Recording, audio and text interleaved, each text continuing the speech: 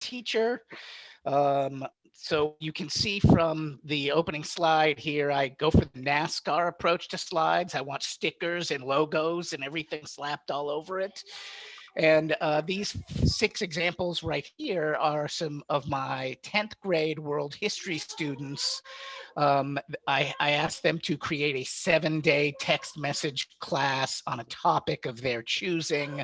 I gave them a list of 6 to choose from, and we'll get into that, and I'll be showing. First, I'm going to talk a little bit about the importance of social studies. Then I'm going to show you what a text message course looks like. And then I'm going to share with you some examples of how I scaffolded this project and laid it out for like a 7-day lesson plan for my students. So the bit.ly is here. It's also in the Excel spreadsheet for the schedule. Please feel free to steal this presentation, make a copy, and repurpose it. I hope that you all will start trying to do these types of activities in your class. So first of all, a little bit about me. I am a social studies teacher at John F. Kennedy High School in Los Angeles. And I've also been a board member and a leader of the Southern California Social Studies Teachers Association. And this is just a little promo for the CCSS. This is a California Council of Social Studies. Q and CCSS are educational partners where we both try and promote each other's events. In some cases, we offer discounts on registration for events. This is just a reminder that if you haven't gotten enough virtual Zoom in your life and you want more virtual PD, the CCSS conference is the state conference for all social studies teachers. It's coming up March 5th through 7th. Please feel free to click here and register if you're interested, which gets me into my sales pitch on how social studies is the only subject with a clear, positive, and statistically significant effect on reading improvement. For every 30 minutes of reading social studies texts, students show a 15-point standard deviation improvement in their reading comprehension skills. This was an elementary school, a study that looked at about 7,000 students, and it found that the ELA, the double block ELA, is perhaps not the best thing for our students, that indeed our students really need content knowledge, and armed with enough background knowledge, they can conquer almost any text. And the researchers found that the social studies texts had plenty of facts and content in there, and showed, 5 times improvement on reading comprehension. So there's my sale pitch. If you're an elementary school teacher, keep reading historical fiction and nonfiction. If you are a high school teacher like me, you should know that our friend Robert Marzano did some research, and what he found is that 55% of the academic vocabulary students need to be successful in college comes from the 4 disciplines that make up social studies. So the next time you're at some place and it's a literacy conference and they're saying, oh, we need more teaching English, we need more reading instruction where students find the main idea and identify POV. No, that's not necessarily true. You need more social studies content in their classes and in their lives. So, all right, so kind of this theory of action that I have for the text messaging course, which you can use in any subject. You don't have to be a social studies teacher or to benefit from these student-created microcourses. But what I used is what's called the spacing effect. And if you've never heard of it, I've given you a little blog post here that talks about how it is used and how the research was done on it. what you can see is that after 10 days of basic spaced repetition, learners remember 90% of the given information. And so the text message courses are very small bursts of information. You're only allowed 1,200 characters per day. So you really have to be concise. You really have to focus on the main ideas, and you have to get right to the point. There can't be any fluff. And what I showed my students on how to do this is you're going to organize your course by, I'm going to talk about this one event. I'm going to talk about these 3 people. I'm going to talk about these 2 locations. They had to be very specific because each day they would only do one of those activities. And there would be a reminder in the text of, yesterday we talked about this person. Today we're going to talk about another person. And you would just kind of repeat and repeat a lot of the same information so that when you're assessing students, you can see how much they actually remember. All right. Now, if you are here, you are one of the innovators. Literally, I don't know anyone that's in high school that is doing these types of courses. I did a course last year during the distance learning, Cold War text message. It was a 7 or 8 day course on the Cold War. And at the end of it, the students had to write like a little Hamilton song, but about the Cold War. And I found out from Eris that I was the only high school teacher using their platform. So I was kind of a little shocked by that. But since then, I've connected with other high school educators that have tried to use it. And I just want you to know, I'm going to take a lesson from my past where when this technology called Zaption came out, and Zaption was one of the first companies to offer interactive video lessons where you could embed questions into your YouTube videos or any videos. And this was right at the beginning of my flipped learning experience, about 2012, 2013. And I went crazy and I made 35 Zaption videos of video content of me doing video lectures for my students. And then they went out of business a year later. So kind of a warning here. And when you look at the Eris platform, you're going to look at their pricing and you're going to be shocked because it's $990 a month. But remember, all of these companies use this freemium model. And what I'm going to be telling you today is how to maximize their starter or creator account. So you can have your students create these accounts. It shouldn't be you having to create these accounts. The genius of it is, I have 36 students in a class. Say I have 30 or 36 students in a class. I give them 6 topics. Then I basically have 5 or 6 courses that I can have 10 students use for free. And so it takes a little bit of math. It takes a little bit of planning. I love a good spreadsheet, but what I try to do is make sure that students create a course and then they take and evaluate at least 3 other courses that were on different subjects. And I jigsaw through the content so that I don't have to reinvent the wheel. So I'm just kind of warning you, you are here. Look out for this chasm. You don't want to fall in. I hope this text becomes, this text messaging platform becomes a tool that is readily available to educators. I know a lot of people use Remind. But this is like Remind on steroids. This is sending 1,200 messages, 1,200 character messages of academic content every day to students. Students interact with that content and they have to respond to you. And then you can, judging from their response, push them some personalized content on the subject. So, and I will say that the nice thing about the platform is the student selects when they get the text message. So if they want to get it at 2 in the morning, they know they're bored at 2 in the morning, they can get this content at 2 in the morning. And their research shows with Arist that over 90% of learners open the message within 3 minutes of receiving it. So this is a whole new sort of paradigm for me. And one of the, so this slide shows you kind of what the course looks like. And I've told you about the 1,200 characters per day.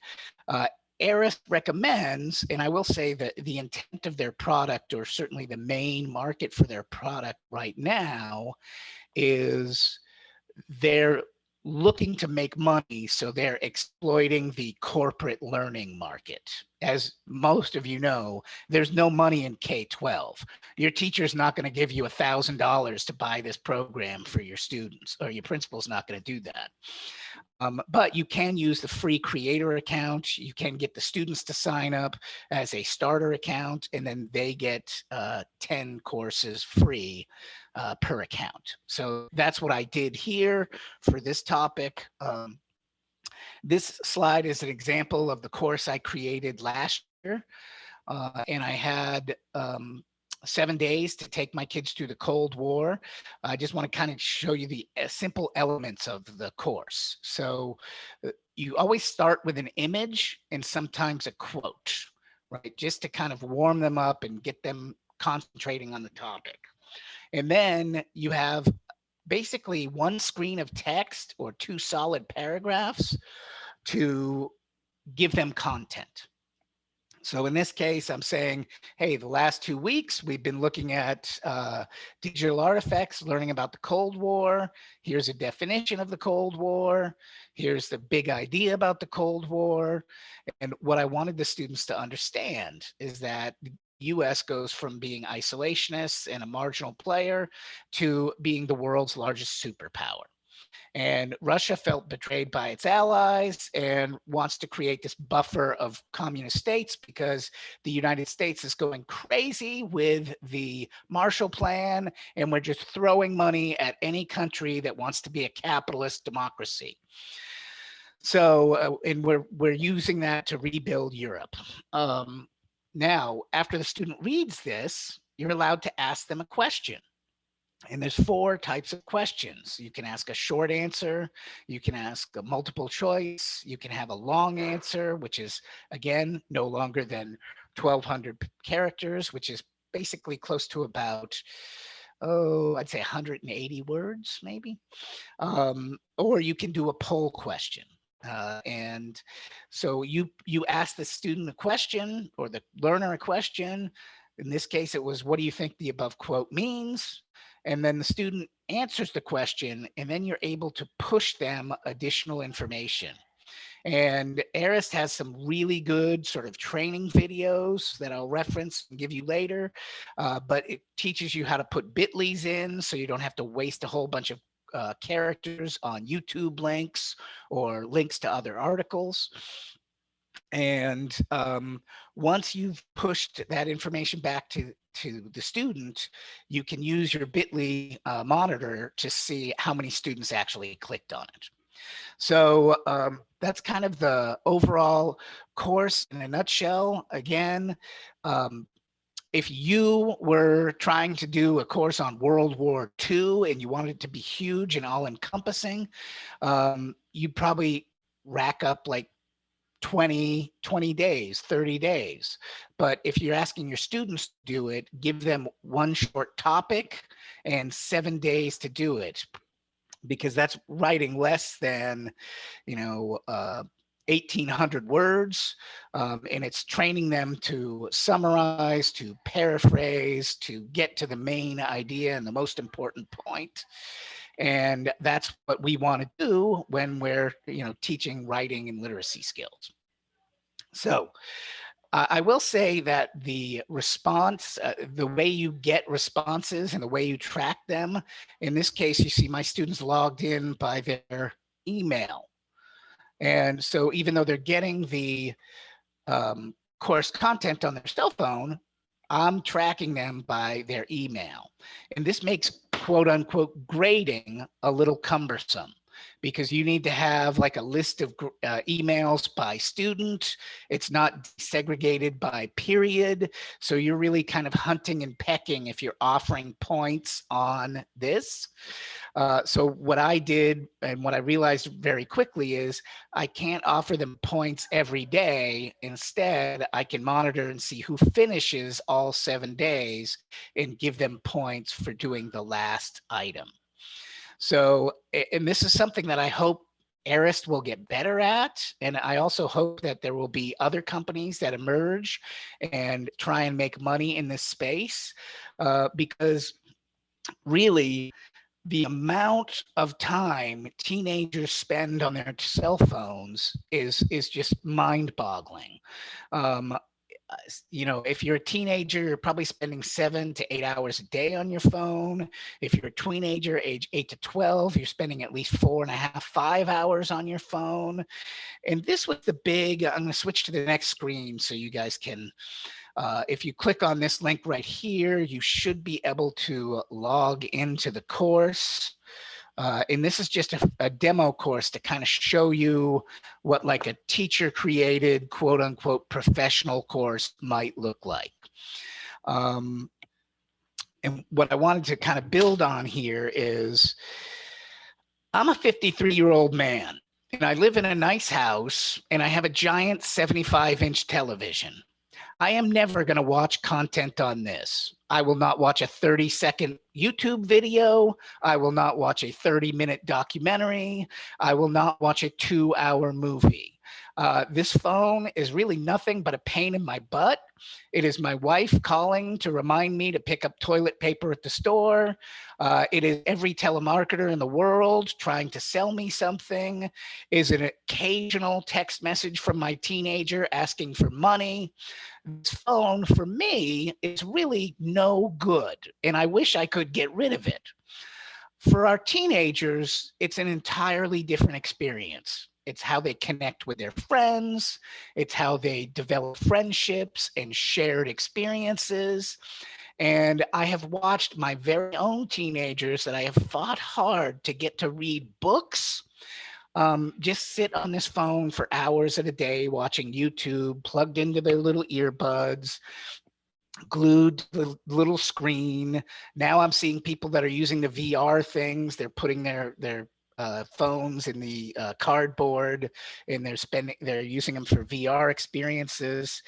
So it's really teaching this course via text message was so eye-opening to me, because of when I went back and I started looking at the statistics of how many people clicked on each bit.ly, how many people responded the next day in class about, oh, I watched that video, it was great, or oh, I saw you recommended this movie, so I went on Netflix and I found it. I would just say that so many more students interacted with the content on their phones than I ever dreamed would happen in my life. So, all right. So now I'm going to kind of shift into this lesson plan that I had, or that I created to do this. And you're going to see I use a lot of Pear Deck. I have noticed with distance learning, it's not like we can give the kids online detention. So they kind of show up to school 5 or 10 minutes late, and they just kind of drop into your class. Some of them leave early. As a teacher, unless you're really engaging, you're struggling to keep them connected, to keep them engaged in your work. In fact, in LAUSD, where I work, 2/3 of our principals are reporting that fewer students than prior to the pandemic are able to keep up with their assigned work. In 43% of our schools, more than a quarter of students were not able to keep up with assignments during remote instruction. We actually gave them an extra month to make up work because we were failing. In some cases, 40, 50% of students that were just disconnected and not engaged in Zoom University. And what was really concerning is that, half of principals reported that they're having trouble just even maintaining contact with families that attend the schools. And these issues are really striking us in high poverty schools where our students are more likely to have suffered some trauma. They've lost people from COVID. They've lost housing. They're, having food insecurity. They're having all sorts of issues and problems. And what we found is having high-speed internet, having a robust computer that will actually handle Zooming and Googling is too much for a lot of our students. And so using a text message type solution like this, you can actually connect with every student every day, because what we found, or I should say what I've found in my school, is that I have a certain amount of students have trouble with broadband. Either they live in an area where they can't get it, they can't afford it, they've had it taken away from them, and getting the free hotspot from school isn't as easy as you would think. And we're also having problems with kids whose computers are breaking. So the phone is something that they almost always have 100% access to. Usually starting in about the 7th grade. That's when they're getting phones, and a lot of our students report that they're actually Zooming and they're interacting with their Schoology content on their phone, not necessarily using a computer. And what I found from asking my students and surveying my students is that logging into Schoology is too hard. Having to log into other vendors like Common Lit and ListenWise and Flipgrid, if they haven't signed up with their single sign-on, it's too hard. It's too many passwords for them to remember. And unfortunately, for a great deal of our students, when they hit a complication like this, they don't ask for help. They don't try and go around the problem. They don't try and go over the problem. They don't try and go under the problem. They just stop. So a lot of this having to log in to do an online assignment is a big obstacle from actually them completing the work.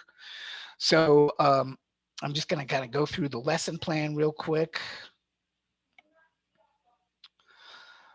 Like I said, I started this off as a math problem, and with the average class of 30 students, I wanted them to, I had hoped that they would kind of equally pick a different topic.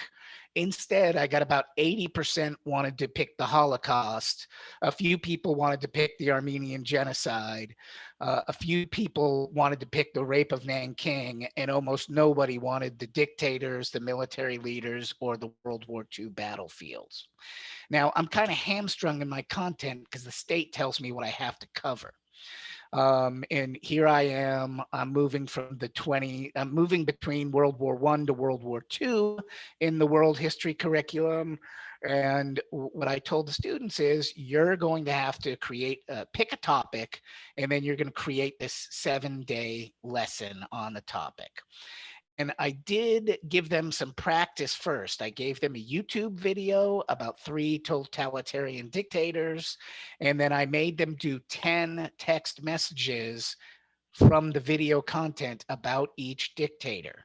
And they practiced making a text basically conversational, informative, entertaining, and how to make it leave you wanting more. And so I had to do a lot of show and tell, because a lot of them have, like, they start off and they say, he did this.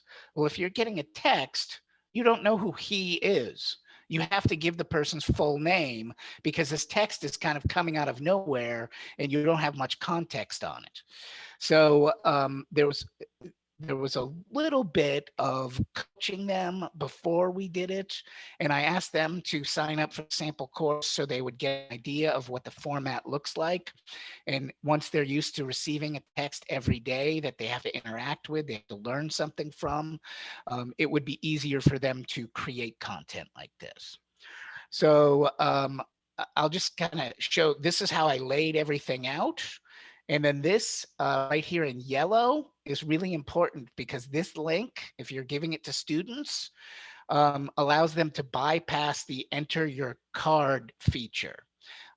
Most of my students I don't think have credit with the kids cards. stuff, but I'm not talking about that with them.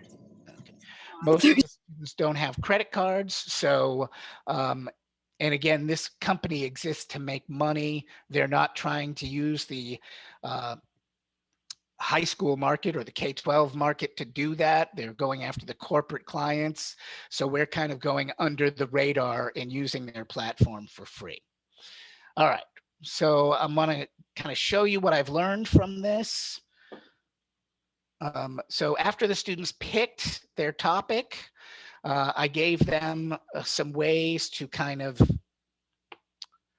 simplify their research. So, and the first thing was, the first kind of lesson was, you have to give them, this is a pro tip, they have to learn early on into the course when they've done a little bit of research is how do they make their course different from the other 20 intro to the Holocaust courses. Because if you don't have an interesting or snappy title, nobody wants to take it. And I realized that I had given them for this template of a script, I gave them a script that I had used, one that I had written, and it was the civil rights movement. And they never changed the title or inserted the courses they were going to use, the text that they were using to base the course off of. So it's really important. And I don't know where you guys are teaching, but our district uses Schoology. And sometimes Schoology and Google Docs don't interact very well. And even though the student gives me access to their Google document, I don't have the permissions to comment or edit it. And so you have to be very upfront with, I'm going to be making comments on your document. In fact, the sooner you give me your document, the sooner you'll be getting comments about them. And so I was able to coach students through, like if I saw, and this was a very frequent occurrence, that you'll see over here these numbers with the tilde sign. These are all suggested character counts. And so you have to get your students to remember that they're only given 1,200 characters per day.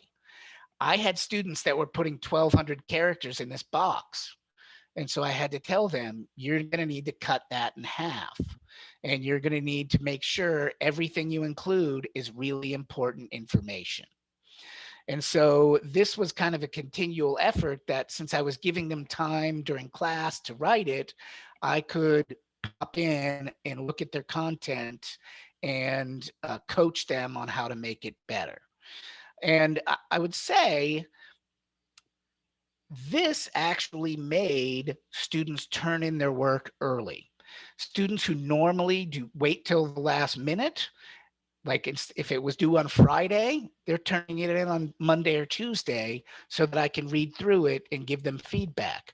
And that's what I used for my class time. I would put them in individual breakout rooms, and I would have private conferences with them during the 70 minutes of Zoom time I have with them 2 days per week. So the script and being able to conference with the students, very important so they don't start making mistakes. Because I shared with them when I created my Cold War course, I thought this number was a word count. And so I overwrote for the entire class, and then I had to cut stuff out like mad in the Eris platform.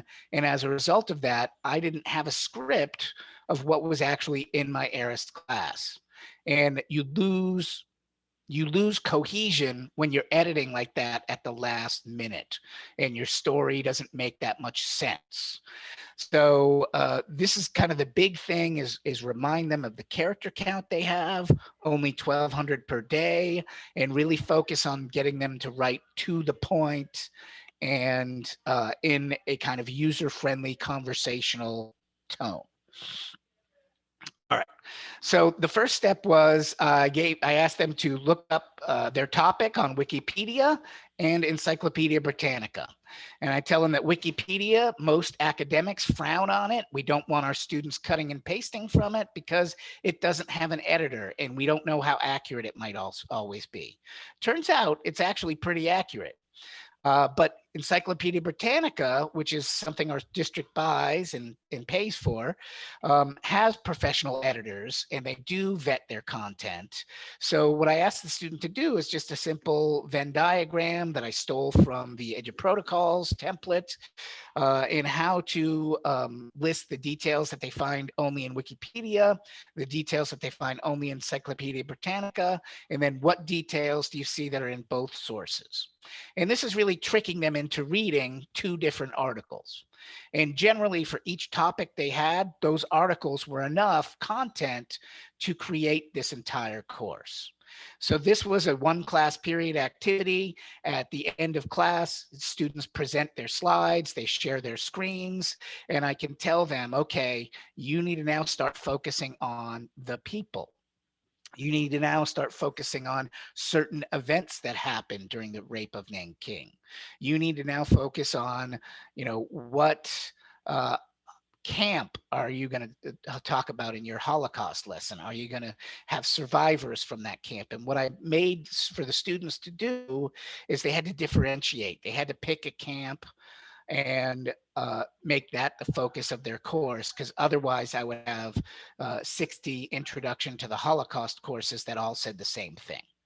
So if they picked the Holocaust, they had to pick a concentration camp. They had to find survivors from that camp. They had to find descriptions of life in that camp.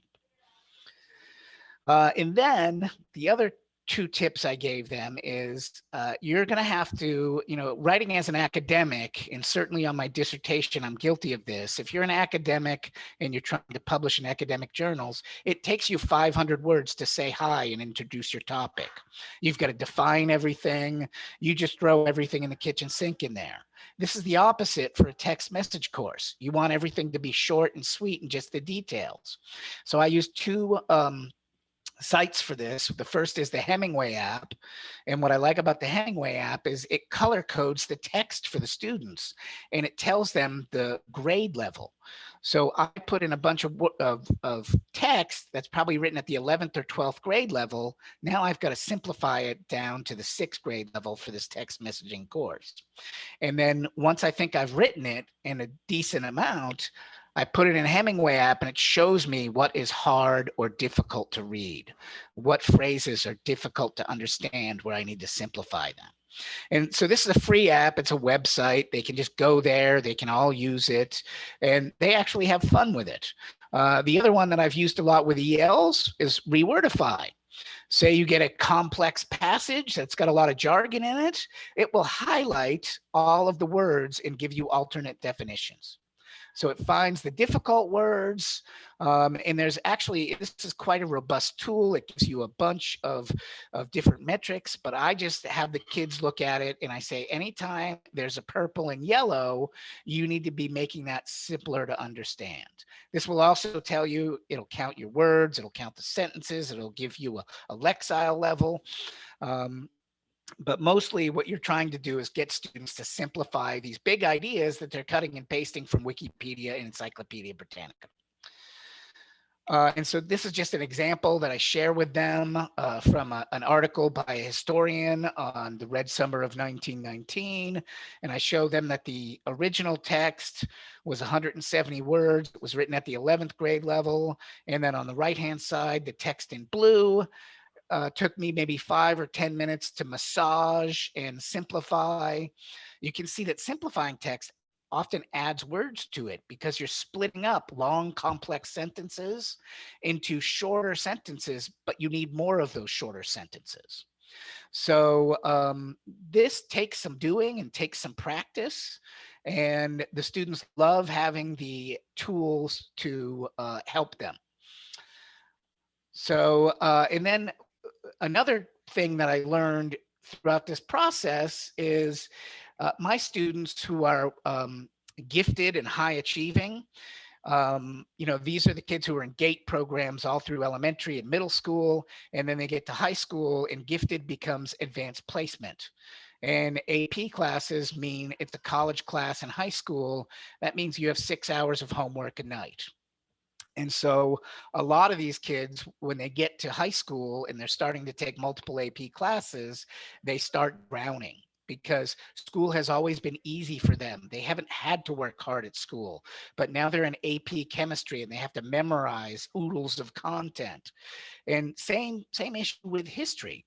So I try and do a lot of executive function emphasis. Like I try and make them do a goal, plan, do, review at the beginning of a project. And then at the end of the project, we go and we assess how well did you stick to your plan. And it always, you know, you always have a huge chunk of teenagers that they start off with good intentions, but they spend the last 2 nights of the project up all night trying to finish everything. So I do these warm-ups every day in Pear Deck, and I just ask them, how did you spend your time? What did you do? How much time do you still have left? I'm kind of asking, what are your stress levels? Are you going to freak out? Do you need more time? The other aspect has been trying to teach high schoolers to be proactive in approaching their teachers and asking for more time. You say, hey, this is what I've done. This is the complication that came up. Can I have an extra day or two? And in my experience, most teachers say yes, especially during COVID. We're trying to help them out. We're not trying to kill them with deadlines. So you can see that I picked a couple of the reflections out, and these students are telling me that they've spent, you know, this first student spent an hour or two on the research, 3 to 5 hours on writing up the course, and then another hour and a half laying it out into Arist. That's a lot of time for a high schooler to spend on stuff outside of your class. Typically, as soon as they hit end on the Zoom, they do not think about your class until they come back 2 days later. And so I think part of this is the cool factor in creating a text message class and them wanting to outdo their friends and show off to their friends. And part of it is just the honest to goodness gift of creativity. When you're asking someone to create something and you give them the agency to choose the topic, they invest time in it. They want to do a good job. Now, I have the benefit of a lot of the students don't know much about this topic that they're researching. And the second testimonial says, you know, the reason I've kind of slowed down is that listening to all these podcasts and watching the documentaries was more consuming than I thought. And when I see that they say it takes time, but it's really fun and informational, I mean, that tells me I'm on the right track as a teacher. So, all right. And I'm kind of wrapping up here, but these are testimonials from the students who actually took the Cold War class. I gave them the option that they could do a hyperdoc or they could take the text message class. The other thing I want to repeat is if you work in a large bureaucratic district like I do, never ask permission to try something new like this. Never, ever, because you're going to get no, we can't do, oh, it has to get approved by such and such committee. Oh, we have to examine their FERPA. Oh, there are a million reasons to say no. Just do it and say it's extra credit. So the way I structured this is I had my students, they had to write the course in Google Docs, but if they actually put the course into Arist, I would give them an extra 30 extra credit points. And my gifted kids, they'll kill each other for extra credit. They'll run through a wall for extra credit. Anything they can do to get higher than an A, they are motivated to do. And this kind of shields me from, in case my principal comes back and says, what, why did you have them sign up for this? It's not on our district approved list. I just say, hey, it was extra credit. I told them they could do it if they wanted to. And, you know, it's up to them. I can't control what they sign up for and what they do. So let me see. I will say the one thing I learned is the title issue is you really have to, that's something that I thought would be obvious, but going through their courses, boy, there were a lot of repetitive titles and not very exciting titles that didn't make me want to take their course. And that's something that they'd have to understand. If people were paying money to take this course, would they really do it? versus, well, it's a school assignment and they have to, so I'm not going to put any thought into how creative my title is. So I think I'm kind of wrapping up here, coming to the end. Are there any questions? I know I talk too much. I talk too often, but I'll open it up for questions. And if you want to actually see what the course looks like inside Arist, I can crack my password and do that. Can I stop sharing? Yes. Okay. And now I see you all. All right. I see, be aware of the privacy sites. Yes. Thank you, Christine. That's a good point. Right. I'm sure sometimes when you go to your district and they say no, sometimes it's because they don't, the company or the vendor or the application that you're trying to apply for doesn't have a privacy policy on file with the CSDPA, which is the state entity that takes privacy policies, and they sign an agreement that says that they won't share student data. Yep. And I looked up your particular site and it does not have an agreement on file. So just make sure, your kids are 13 and over, because they can consent on their own. Children under the age of 13 can't consent to make their own accounts. And then it's always a good idea just to make sure parents are kind of along with you, especially for kids under the age of 13. They have to maybe have a separate, you might have to have a signature from parents saying, yes, they can use this account. And then, of course, your district, we have K-8 students. So up until recently, they didn't even have emails, so so if they're trying to sign up for stuff and they don't have an email account, then it's kind of hard for them to do that. So. Hey, Scott, can we see the inside? I'd love to see what that looks like. Yeah, can you show us the back side of it and see how it looks for you? So hold on, give me 2 seconds and let me try and get in. For some reason, here we go. Okay, I can share my screen again. Love to see this, because this looks really interesting to me. Okay. So oh wait, they give you analytics. That's really cool. Yeah, it's really, and again, I'll kind of share that this course, this system was developed by three college kids. They hadn't even graduated from college when they formed this company. And I know they just qualified for about $2 million in seed funding. So they're really desperate to make money and keep it going. But basically, they give you this course builder. Oh, I thought I was logged in and I would see my course. Okay, here it is. So I'm going to go into edit mode, even though I'm not going to edit anything. So they ask you to start with kind of an image for your course, name the course, and then you pick a category, and then you give a little bit of a description about what people will learn from your course. So in this case, you're going to learn background knowledge on Cold War events, people, and terms.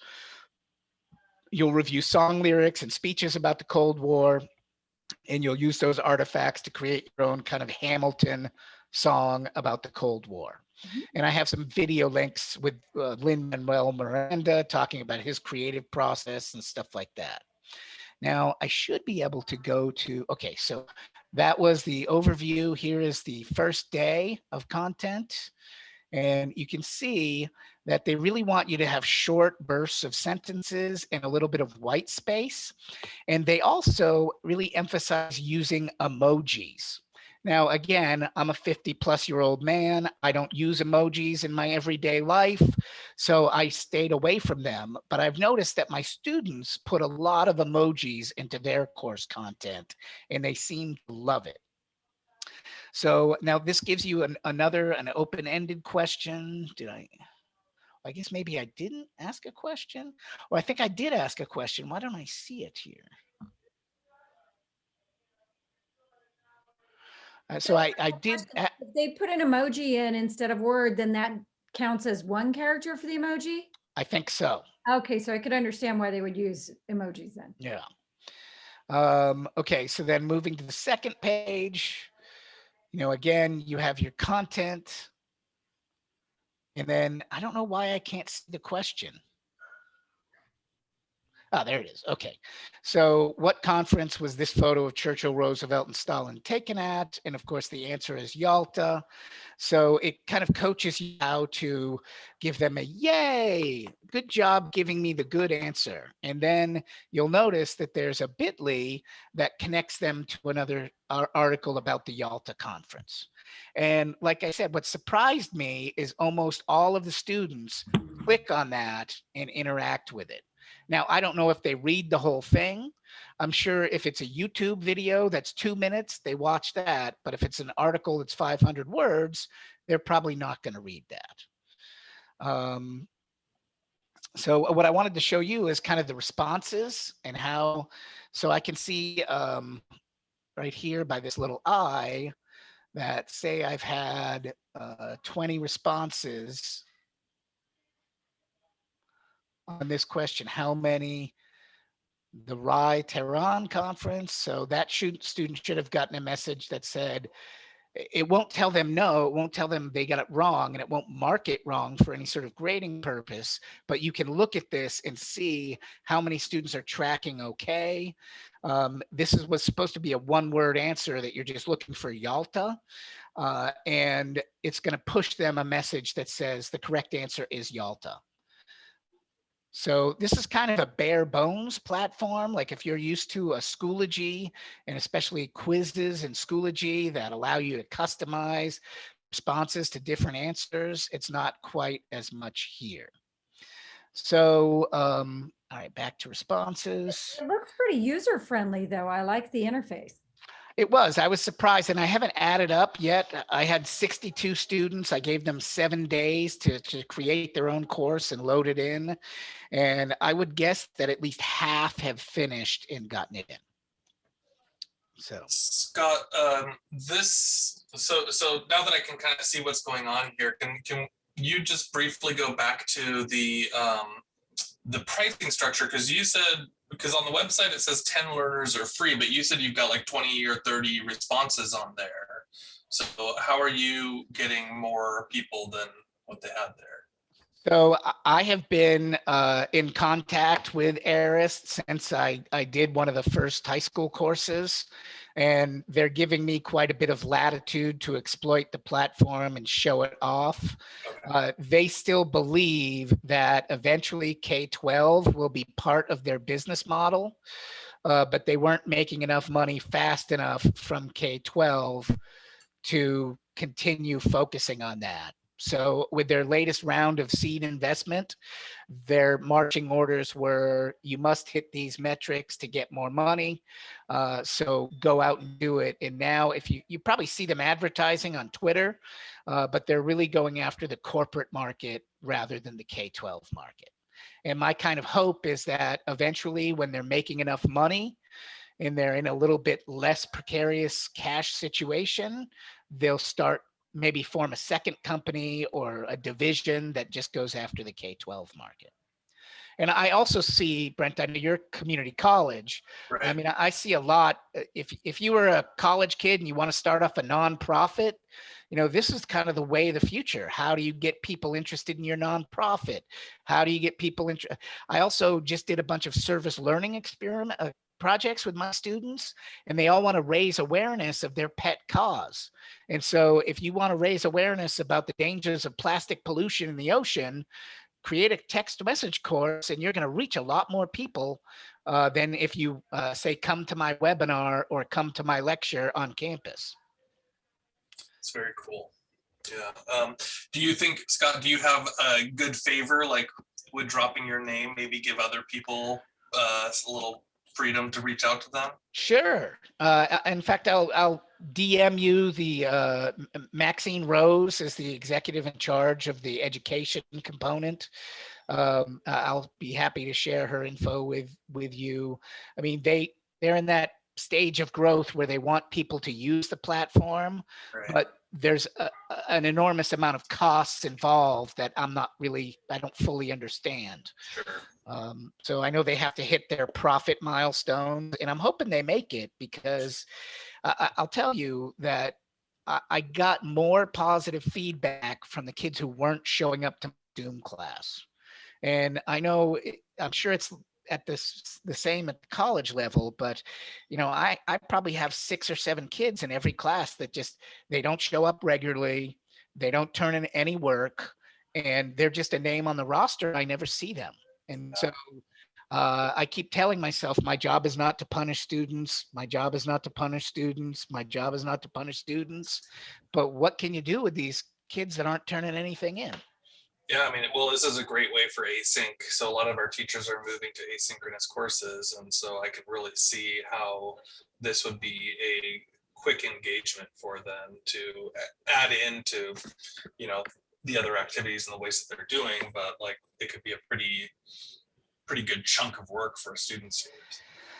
And I will say that the ARIS people also have kind of a vision for offering these at a discount, like you create a course for $3 or $6, they keep half and they give you half. But we're just not at a space where there's a market for that yet. Cool, well, thank you. So. All right. Well, it's 12:31. I should let you all go off to your lunch. I'll hang out if you have any other questions, but I think you can stop recording, Christine. And thank you all for coming.